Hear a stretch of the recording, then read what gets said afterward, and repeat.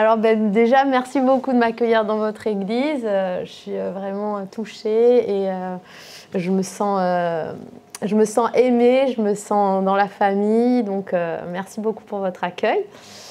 Donc comme dit Pascal, ça n'a pas été évident pour moi d'arriver jusqu'ici. Mais Dieu voulait vraiment que ça se passe aujourd'hui et ici.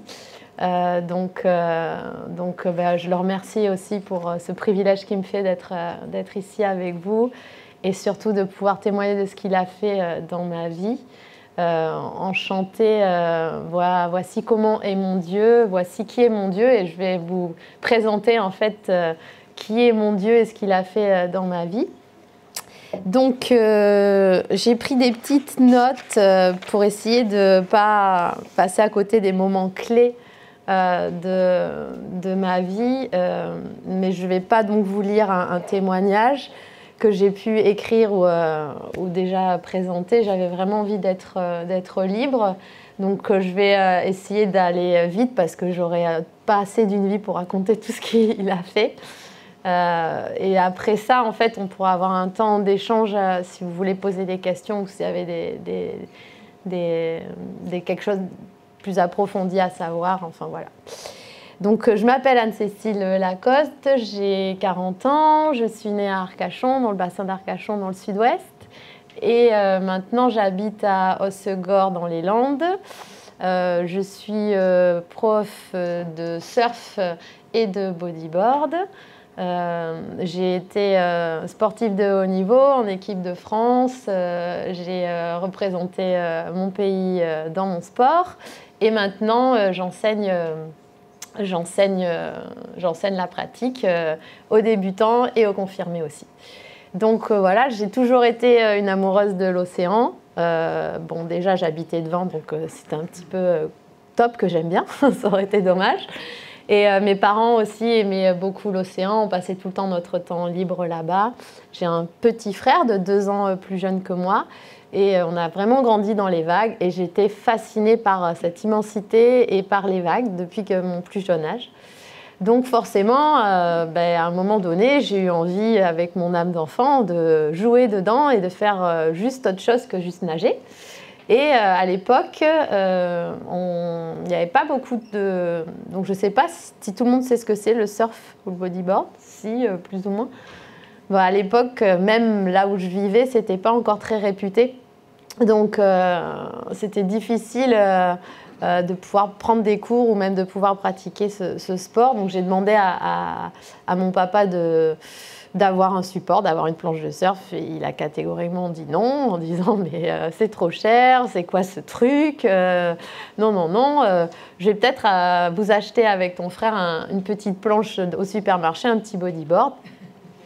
Et vous allez vous amuser avec. Et nous, on a de suite dit oui, on s'est éclaté avec.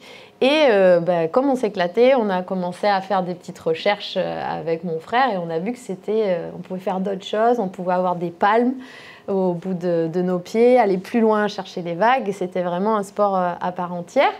Donc on s'est mis dedans et on est tombé amoureux de ce sport et on a de suite voulu rester là-dedans. Donc on a fait notre profession. Mon frère aussi est prof de surf. Lui, il vit, et de bodyboard, il vit au Costa Rica. Et voilà, donc ma vie a été conditionnée là-dedans et j'en ai fait ma profession aussi. Ce qui m'a permis de beaucoup voyager aussi. Quand on surfe, on suit la vague, on est à la recherche de la vague, on veut surfer la meilleure vague. Donc j'ai beaucoup voyagé et c'est vraiment à travers mes voyages que j'ai commencé, et à travers l'océan, à travers mon sport, que j'ai commencé à me poser des questions sur une force, quelque chose de puissant qui existait, parce que quand on est confronté aux éléments naturels comme ça, on sent la puissance de l'océan, on sent une force, on sent quelque chose d'au-dessus de nous, on se sent petit, on se sent même reconnaissant des fois de sortir d'une vague ou de finir quand on surfe, on dit une session, notre temps dans l'eau, sain et sauf, on se dit, bon, qu'il y a quelque chose de plus grand. Et ça m'a toujours intriguée, ça a toujours éveillé ma curiosité. Et je me disais, ça doit être ce qu'on appelle Dieu. Ça doit être cette divinité, cette chose en haut qui contrôle tous les éléments. Et je suis vraiment reconnaissante et redevable d'être toujours sain et sauf. Voilà. C'était plus quelque chose comme ça d'abstrait qui touchait mon cœur, mais qui quand même m'éveillait. Et en fait, à travers les compétitions, j'ai rencontré une de mes meilleures amies qui s'appelle Malia Gallet. Elle était réunionnaise et elle venait faire les compétitions en métropole. Et un jour, en fait, je l'ai accueillie chez moi avec ma famille parce qu'elle avait besoin de passer un temps en métropole. Elle n'avait pas de pied-à-terre. Et il s'est avéré que c'était une chrétienne.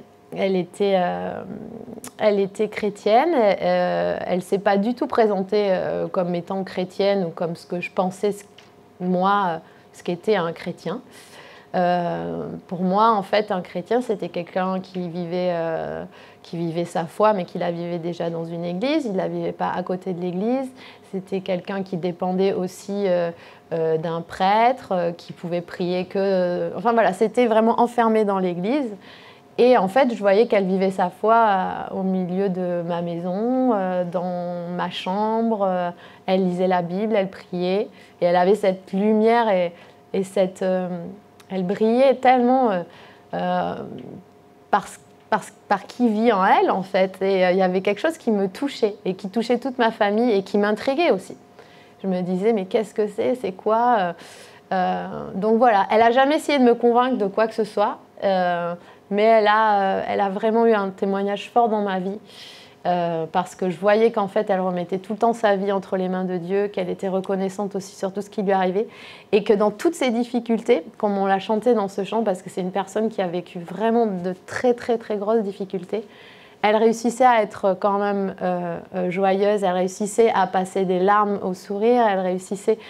dans tout ce qu'elle entreprenait, malgré tous les obstacles qui s'élevaient devant elle, malgré tous les challenges auxquels elle était confrontée, tout le temps, elle était bénie. Tout le temps, les portes s'ouvraient, tout le temps. Et moi, j'étais épatée par ça parce que je me disais, mais quelle est cette force encore qui l'aide? Qui est celui en qui elle croit, qui est si bon? Et donc, voilà, petit à petit, on est rentré dans la profondeur, dans l'échange, et elle m'a parlé un peu plus de Dieu, mais j'étais... voilà, moi, j'étais un petit peu dans... Je veux contrôler toujours ma vie, et je crois que si je fais mes efforts, et si je travaille bien, et en plus, comme j'étais sportive, ben voilà, quand on s'entraîne, on réussit à faire des performances, donc forcément, tout ce que je vais réussir à faire, c'est parce que je vais y arriver moi-même. Et voilà, je n'ai pas besoin de Dieu. Mais je respecte. Et elle respectait. Et j'en parlais hier aussi. Ce qui m'intriguait, c'était qu'elle reconnaissait tout le temps ses failles, ses imperfections, ses erreurs.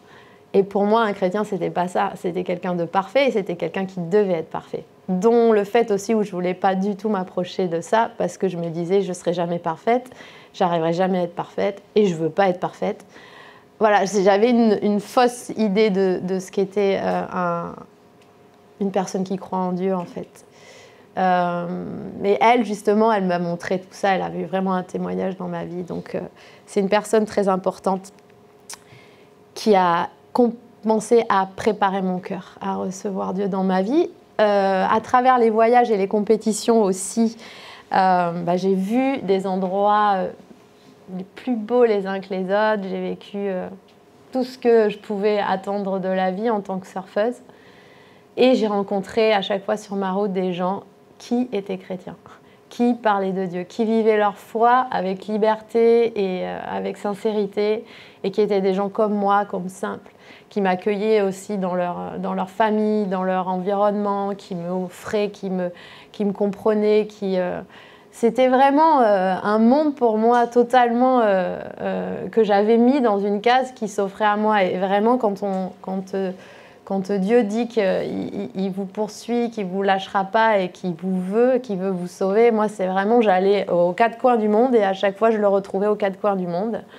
Et à chaque fois, par exemple, quand on fait des compétitions, il y a des petits groupes qui se forment, on commence à voyager avec des affinités, avec des gens. Et moi, à chaque fois, c'était des chrétiens. J'arrivais, mais ce n'étaient pas des gens qui arrivaient en me disant « je suis chrétien ».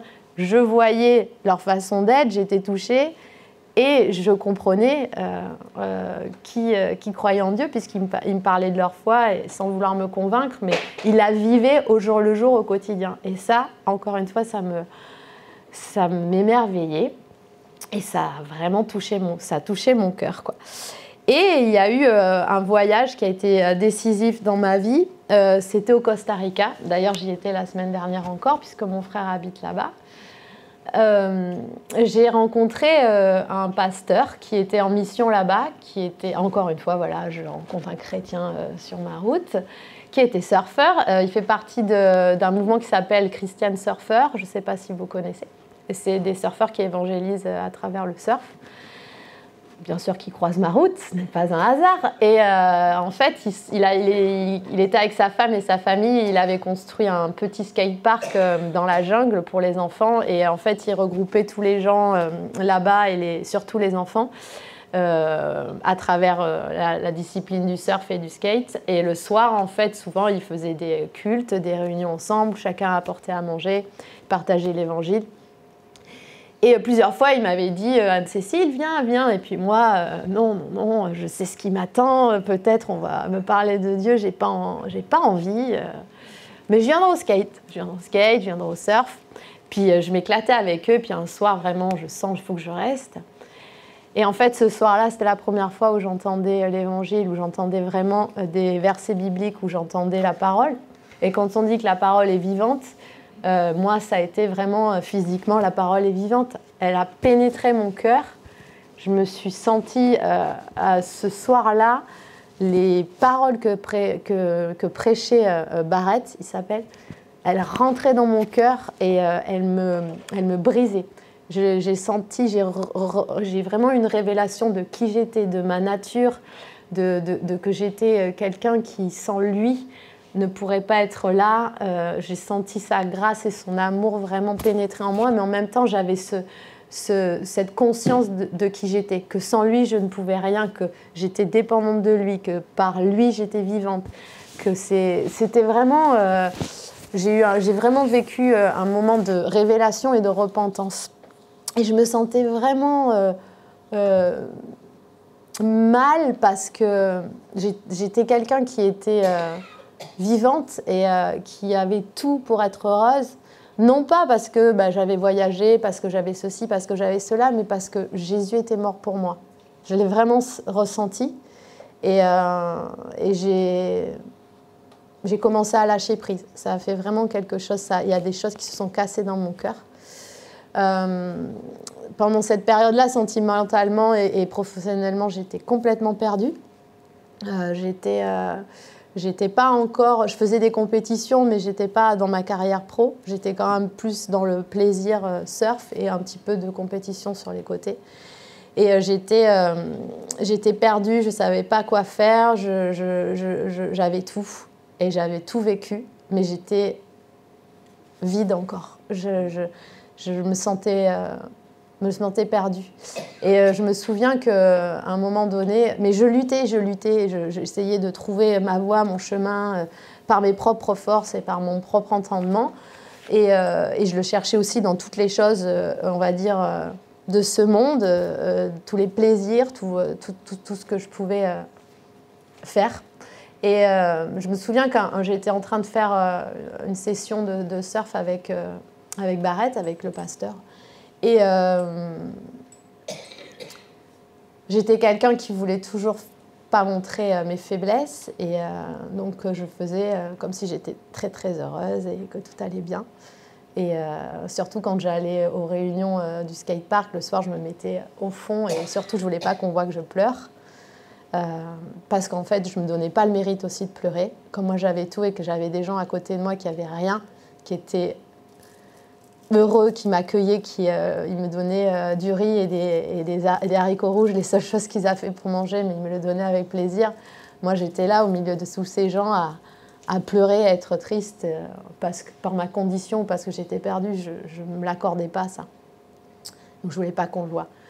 Et en fait, dans l'eau, je surfais et le pasteur me dit « Oh, ben, je m'en vais, à bientôt ». Et en fait, quand il s'en va, en fait, je le vois marcher sur la plage et je le vois s'arrêter net et revenir en courant et revenir jusqu'à moi. Et je ne l'avais jamais vu comme ça, en fait. Je l'avais toujours vu sûr de lui et très gentil, très généreux, mais je veux dire confiant. Et là, je l'ai vu devant moi très vulnérable et très... comme si un enfant devant moi. Et il tremblait un petit peu dans sa voix et il me dit « Anne-Cécile, il faut vraiment que je te dise quelque chose que Dieu veut te transmettre. C'est fort sur mon cœur. » Il me dit qu'il a tellement mieux à t'offrir pour toi. Il a plus, il veut te donner, mais il ne faut plus que tu résistes, il faut que tu y crois. Il a vraiment quelque chose à t'offrir.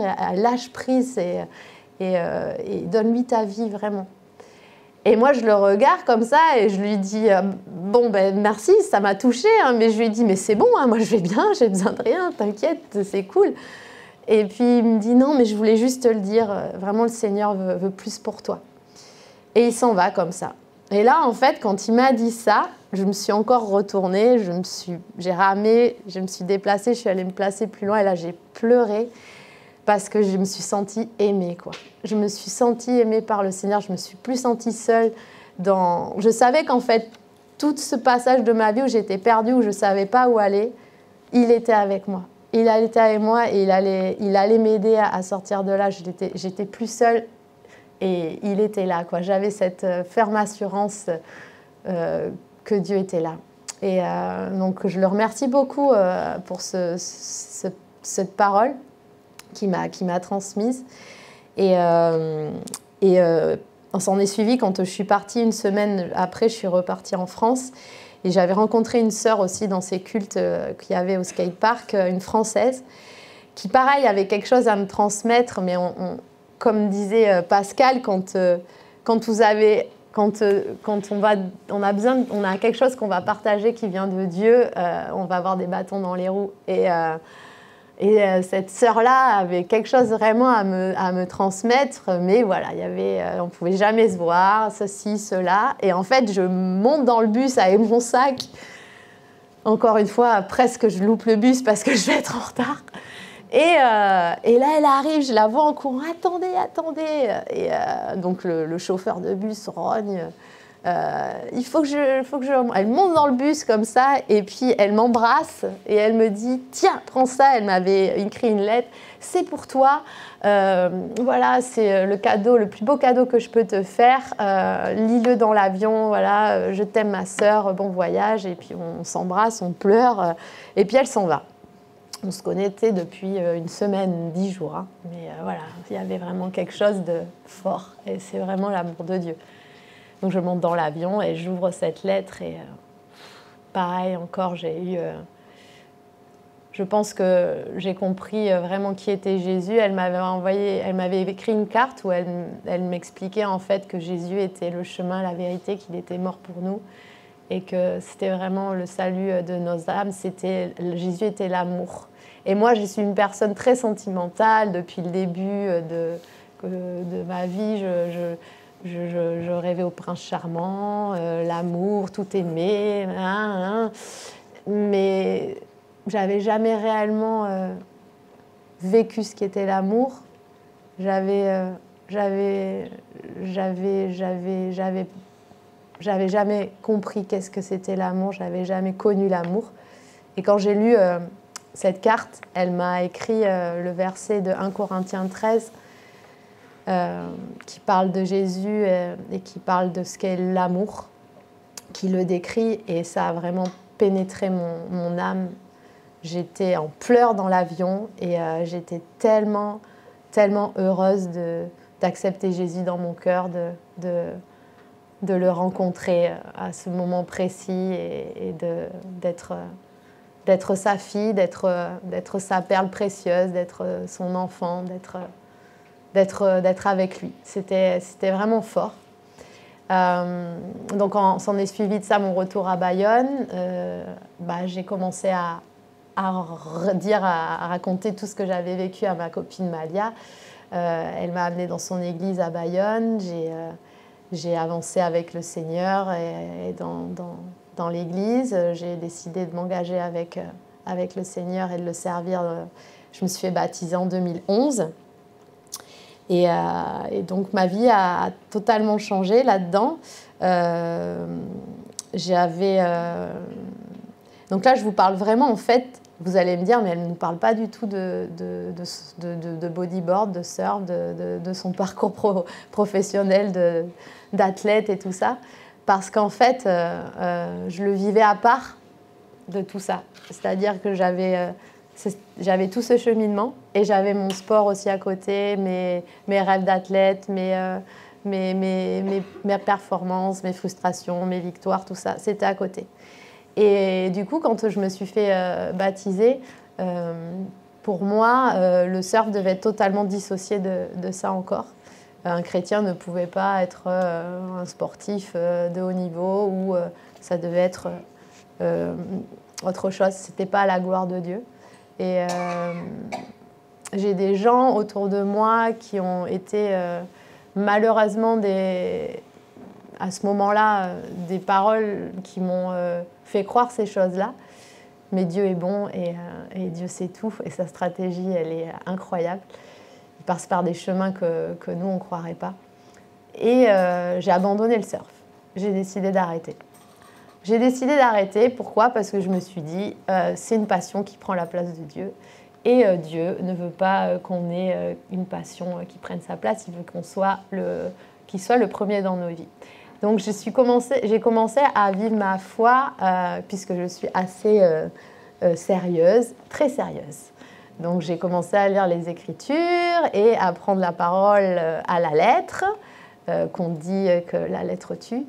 Et c'est exactement ce qui arrive en moi. J'ai commencé à éteindre en fait qui j'étais, en croyant que c'était très très bon pour Dieu. Et le Seigneur n'a pas voulu me laisser là-dedans, forcément. Il est venu pour me libérer et pour me rendre heureuse. Et il nous a libérés du péché, mais il ne veut pas qu'on soit esclave aussi de nos pensées et de nos erreurs. Donc, il est venu me chercher aussi là-dedans. Et quand j'étais une surfeuse, une ancienne surfeuse qui était devenue très pieuse et très bien dans le service, dans tout, j'ai été sélectionnée en équipe de France pour représenter la France au championnat du monde au Chili. Alors là, j'étais là, qu'est-ce que c'est cette histoire? Tu veux que j'abandonne tout? J'abandonne tout. Et voilà. Mais le Seigneur nous a abandonné tout, c'est pas ça. Hein. En fait, c'est pas du tout ça. Que tu me mettes en premier dans ta vie, justement, c'est pour que je te montre ce qui est bon pour toi et que j'ordonne en fait toute ta vie selon ma volonté parfaite. Et en fait, sa volonté parfaite, c'était que je reste une surfeuse et que je reste à vivre pour ce qui m'avait créé, puisqu'il m'a créé en aimant ce sport et en aimant cet océan. Donc, c'était pas pour me l'enlever. Le seul truc, c'était qu'il voulait en faire partie. Et c'est moi qui l'ai toujours mis à côté de ça, en croyant que c'était pas pour sa gloire, alors qu'en fait, Dieu s'est glorifié dans ma vie à travers le surf et continue à le faire. Et la preuve, je suis ici pour vous parler de lui grâce à ça, grâce à cette passion que j'ai aussi pour le surf. Donc, c'était impossible de dissocier ça. Et quand j'ai décidé de mourir à moi et de mourir au surf en tout lui abandonnant vraiment cette fois-ci entre ses mains, et lui, il a décidé que je représenterais la France au championnat du monde et pour sa gloire. Donc, tout mon monde de foncé, il y a eu un switch dans ma tête. Et j'ai dit, en fait, faire les choses à la gloire de Dieu, c'est ça, en fait. Faire tout pour la gloire de Dieu, c'est là où on est, avec ce qu'on aime, comment il nous a créés, pour ceux qui nous a créés, le glorifier. Et ça peut être dans le surf, ça peut être dans n'importe quelle chose, en fait. parce que Dieu est omniscient, Dieu est partout et Dieu a besoin de nous partout. Donc ce n'est pas dans une église entre des murs ou en faisant quelque chose que tout le monde fait ou que nos ancêtres ont fait, les générations avant ont fait, en répétant les choses. Non, c'est en faisant ce que lui nous demande au moment présent. Et le monde évolue. Donc forcément, le Seigneur aussi a des stratégies qui évoluent pour toucher les cœurs, et parce que son but et le plan pour nos vies, c'est qu'on soit des témoins et qu'on témoigne de lui. Donc, totalement ingénieux pour lui de témoigner à travers le surf, à travers moi. Donc, on part ensemble, cette fois-ci, je ne le dissocie pas, on part ensemble au Chili pour sa gloire. Je me retrouve dans une équipe avec des personnes nouvelles, puisqu'à chaque sélection, il peut y avoir des gens qui restent ou qui sont nouveaux, des gens qui me connaissent d'avant le Seigneur, qui ne me connaissent pas, d'autres qui ont vu mon évolution, d'autres qui me découvrent, et moi aussi. Et je me suis retrouvée, en fait, à parler de Dieu tous les jours avec mes coéquipiers, à prier pour certaines qui étaient ouvertes à ça, à leur partager la parole, mon témoignage. Je me suis retrouvée aussi dans les équipes adversaires ou dans les autres, mes compétitrices, mes adversaires ou les autres équipes, à parler de Dieu aussi. Il m'est arrivé des choses incroyables pendant ces championnats du monde. J'avais l'impression en fait que j'étais en train d'évangéliser, et je sais ce que je faisais dans chaque chose. Et pour moi, en fait, l'évangélisation, je la voyais vraiment dans certaines choses qu'on fait spéciales dans la rue. On va distribuer des tracts ou des choses comme ça, chose qui est bien aussi. Mais moi, en fait, j'évangélisais d'une autre façon. Et c'était super. Et plus le temps avançait dans cette compétition, et plus, en fait, je me souciais pas du résultat et de ma performance, puisque je savais que j'avais déjà la victoire et que c'est Jésus qui l'avait. Donc, quoi qu'il arrivait tous les jours, j'étais satisfaite et contente. Et en plus de ça, j'étais bénie, puisque j'avançais. J'avançais, je commençais à passer mes hits, on appelle ça, hop, hop, hop, petit à petit, et je montais jusqu'à la finale. Et en fait, le jour de la finale, il y a quelque chose qui s'est passé extraordinaire. J'avais sympathisé avec les dames qui nettoyaient les toilettes publiques qu'il y avait à côté de la compétition. Et en fait, il s'avérait qu'elles étaient chrétiennes. Donc du coup... pareil, elle disait à chaque fois que je passais dans l'Amérique latine ou centrale, je ne sais pas si vous y êtes déjà allé, mais souvent les gens disent que Dieu te bénisse, que Dieu te bénisse, tout le temps, ils le disent. Donc là, voilà, j'avais compris qu'elle croyait en Dieu en tout cas. Et en fait, j'arrive le dernier jour et il n'y en a plus qu'une. Elles ne sont pas deux, il n'y en a plus qu'une. Et je dis, mais elle est où? Et elle tombe en pleurs, l'autre dame. Elle me dit, oui, elle a eu un accident ce matin hyper grave, ils l'ont amenée à l'hôpital. Je pense que ça va mal se terminer, tout ça. Et en fait, je lui attrape les mains, chose que moi, je n'ai jamais fait. Hein, et je sens vraiment que le Saint-Esprit me dit, il faut prier maintenant. Donc, je lui attrape les mains, je dis, on va prier pour elle. Et on se met à prier pour elle dans les toilettes, comme ça. Et j'avais ma série de finale qui urgeait. Hein. J'étais à 10 minutes, 20 minutes de préparation. Et normalement, moi, je me mets presque une demi-heure avant que je vais rentrer en série. Je m'isole et je réfléchis, je fais le calme, tout ça et tout. Là, ça, c'est pas important. Là, il faut prier pour cette dame. On prie. Et donc, on a la joie dans le cœur. Elle est très contente aussi d'avoir partagé ça. Et puis, moi aussi, et je dis, voilà, on croit en Dieu, Dieu est bon et il va la sauver. Il va la sauver. Je pars à ma série. Alors là, j'ai toute mon équipe. Mais qu'est-ce que tu fais? T'es où? Il faut que tu aies à ton lycra. Anne-Cécile Lacoste, le lycra rouge, tu n'es toujours pas là. Mes compétitrices à fond, c'est la finale, elles sont prêtes à donf. Moi, je suis là et je chante. Je chante, un chant de joie, de reconnaissance qui vient pour le Seigneur en me disant mais comment on peut... je ne sais pas si vous connaissez Lauren Daigle, ce chant-là, How can it be? Comment c'est possible? Comment c'est possible qu'on soit sauvé? Comment c'est possible que tu nous aimes? Et je chante, j'ai la joie. Mon préparateur physique, qui normalement, il est rude, tout ça, il nous met dans des modes et tout pour qu'on soit en mode guerrier. Là, il me regarde comme ça et puis il m'embrasse, il me serre dans ses bras et il me dit « Anne-Cécile, mais je suis heureux. Je ne sais pas quoi te dire, je suis heureux, je suis content pour toi, tu brilles, tu as l'air tellement bien, c'est tellement inspirant. » Il me dit « apprécie, apprécie. » Et donc je pars et là, c'était marrant parce qu'on était obligé de passer devant toute la plage pour entrer dans l'endroit, pour entrer dans l'eau.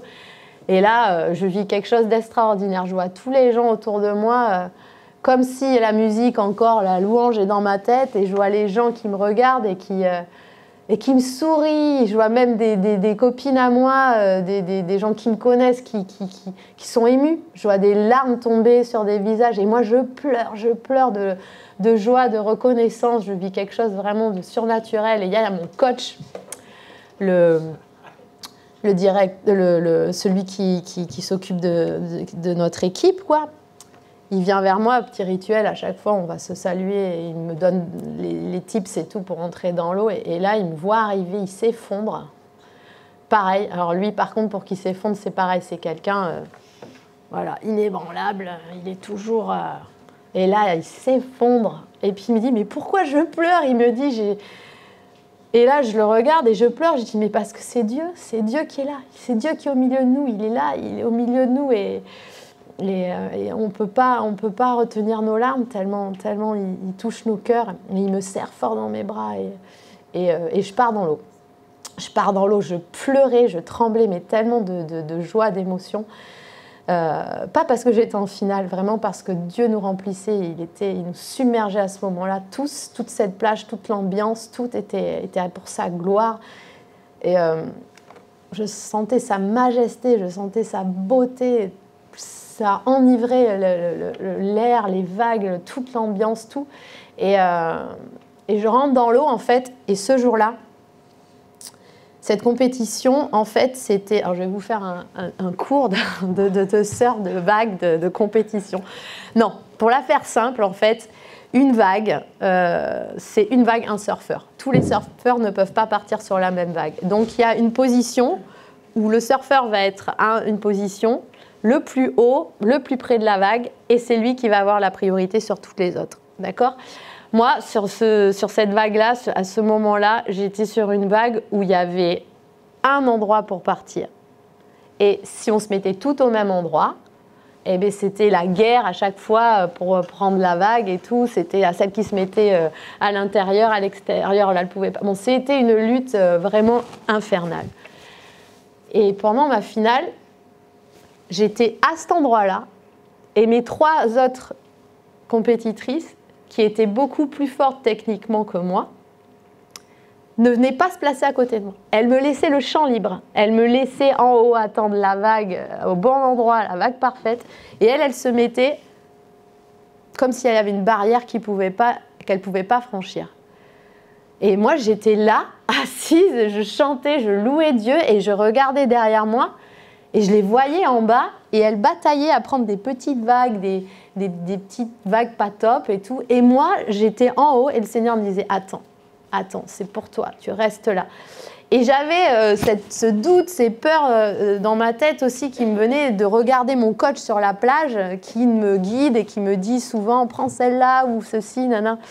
Et là, le Seigneur me disait « Ne regarde, personne regarde à moi, regarde à moi, regarde à moi. » Et donc, je me détendais comme ceci, je lui faisais confiance. Et là, il y a une superbe vague qui arrive. Et là, je pars dessus, je la surfe comme ça, magique. Je volais avec Dieu sur les flots, c'était superbe. Et je marque beaucoup de points sur cette vague. Donc, je reviens en haut et là, je suis sûre que les filles vont venir à cet endroit-là parce que justement, en une vague, je suis première de la série. Toujours pas. Les filles restent au bord. Les filles sont super fortes. Elles sont super fortes techniquement et stratégiquement. Elles savent exactement que si elles veulent gagner, il faut qu'elles aillent se mettre à côté de moi. Elles ne peuvent pas venir à côté de moi. Elles ne viennent pas. Elles restent en bas. Elles surfent des petites vagues en bas et j'ai encore une autre vague merveilleuse qui arrive. Je remarque les points qu'il faut et je passe première de ma série. Donc là, à ce moment-là, il y a une fille qui réussit à avoir avec 3 vagues, parce que c'est noté sur 3 vagues, qui réussit à me passer devant. Elle est devant moi, mais à quelques points. Donc là, j'ai 2 options.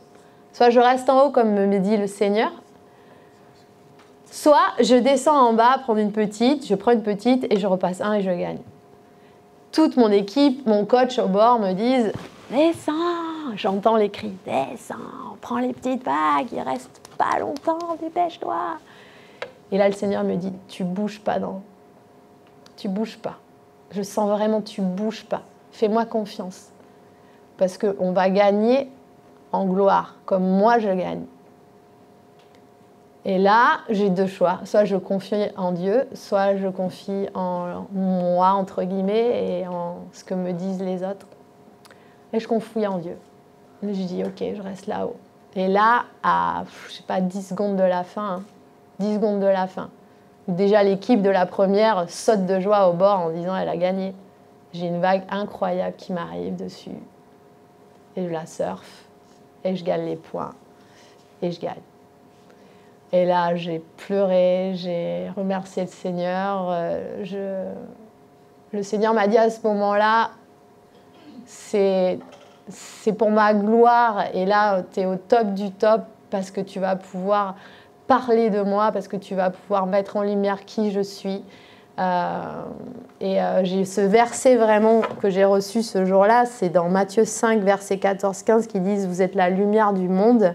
On n'allume pas une lampe pour la mettre sous le boisseau, mais on la met sur le chandelier et elle éclaire tous ceux qui sont dans la maison. » Et j'ai vraiment senti cette lumière en moi qui allait briller et qui allait éclairer le monde de qui il était. Et donc, s'en est suivi vraiment des moments d'émotion après cela. J'ai été interviewée, je suis revenue en France, j'ai été, on va dire, exaltée. Mais ce n'était pas moi, c'était Dieu à chaque fois que je partageais, je partageais ma foi à travers cela. Et ce qu'on peut croire, en fait, c'est que ça va s'arrêter. Ça ne va pas s'arrêter comme ça. Je vais continuer à être une athlète, continuer ma carrière. Et en fait, j'ai perdu tous mes sponsors après ça, après ce titre. Je me suis retrouvée à être sans revenu et à devoir abandonner ma carrière. Et moi, j'avais la paix. J'étais heureuse de ça parce que j'avais vraiment le feu de Dieu et je savais que ce que j'avais accompli, c'était lui qui l'avait accompli à travers moi et que ce qu'il voulait, là où il voulait me placer, c'était là où je devais être et là où il allait être vraiment en gloire. Donc voilà, toute ma famille, toutes mes amies étaient tristes pour moi. Tout le monde m'a dit, il faut que tu batailles, Hansé, il faut que tu continues à des sponsors, tu ne peux pas lâcher, tu ne peux pas arrêter. Et en fait, non, je ne sentais pas la paix dans ça. Mais dans la paix de suivre le Seigneur et d'être confiante, voilà. En finale, ma joie, ce n'était pas d'être championne du monde ou de continuer ma carrière, c'était lui. Donc je me réfugiais en lui et je trouvais ma joie vraiment en lui. Ce qui m'a fait que je me suis retrouvée juste à enseigner. Je me suis retrouvée juste à enseigner, mais j'ai pu partager ma foi tout en continuant là où j'enseignais. J'ai pu avoir beaucoup de temps pour me consacrer à mon église à Bayonne, où il n'y avait pas du tout de groupe d'adolescents, et on a construit un petit groupe d'adolescents. Et pendant 8 ans, j'ai servi dans mon église avec les ados et on en a vu plein qui se sont convertis. Donc merci Seigneur. Et puis voilà, et puis j'ai pu être un témoignage là où je suis et je continue à le faire.